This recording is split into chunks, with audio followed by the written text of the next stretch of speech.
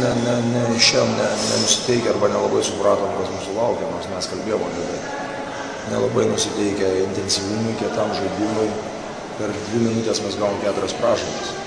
Vėlgi, aš nenoriu čia jokiais būdais kaltinti teisėjų, nors labai daug kur aš dvejojau, bet mes turim koncentruotis į tai, ką mes galim ir turime daryti, tuos dalykus. Tai antra pusė kažkas buvo jau panašiau, galbūt mes neįmetėm, bet mes laimėjom abudu kėlinukus. Pristabdėm, jie nebegalėjo taip įmest, tai reiškia, mes galim. Mes galim. Aišku, slovėnai žaidė pakiliai, jie namuose, jie labai gerai pataikė, pažydėli, bet momentais mes per toli, mes kaip ir negynėm taip, kaip priklauso, sakysim.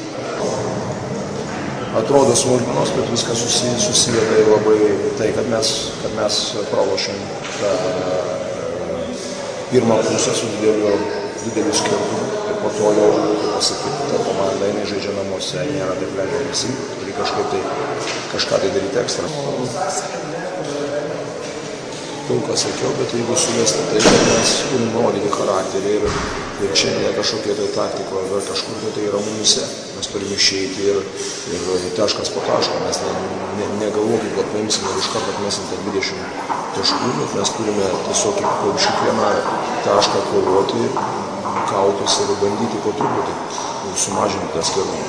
Buvom netoli to ir apsigynėm šiaip neblogai 10 taškų galėdami per trečią kėlinį, bet patys nesugebėjome užbaigti. Čia to balanso dar reikia. Iš didelio noro mes kartais tiesiog vietoj to, kad žaisti derinį, mes kažkur nutraukiam, neparodom kantrybės. Ir tada tai belieka spręsti viską individualiai, o ne visada mes ten esame geriausi. Jau antro kėlinio viduryje Jasikevičius turėjo 4 pražangas, viena iš jų buvo techninė. Ar ne per daug visgi jisai emocijų aikštelėje palieka teisėjų atžvilgiu?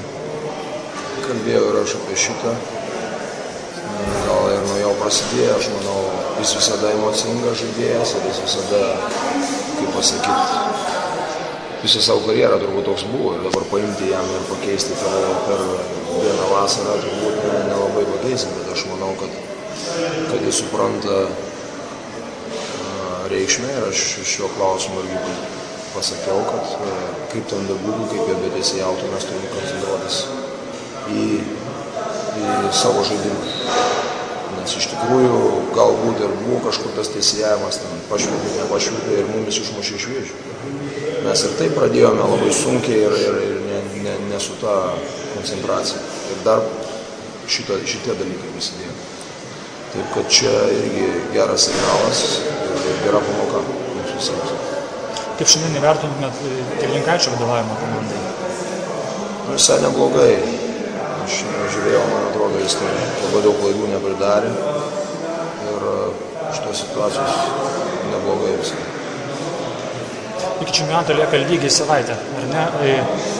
Ar yra kažkokių tai abejonių, kad galbūt neužteks laiko pasiruošti, ar visgi esate rimtai nusiteikęs visgi? Yra taip, kaip yra. Gal norėtųsi, kad ten būtų dar kokią kelias dienos, bet iš kitos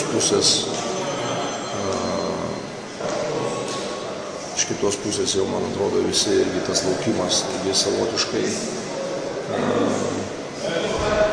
vargina, sakysim taip, norisi žaisti prastas rungtynes ir kaip ten bebūtų, vis tiek tas yra draugiškas.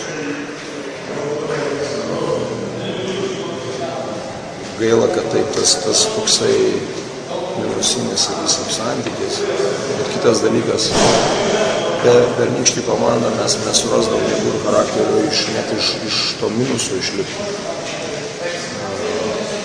Mes, jeigu norim kažką tai laimėti, mes turim tokią savybę demonstruoti ir šiandien. Nes bus visokių duobių bus ir nesėkmingų dienų, kada mes galbūt nepataikysim ar varžovų, ir mes turim sugebėti.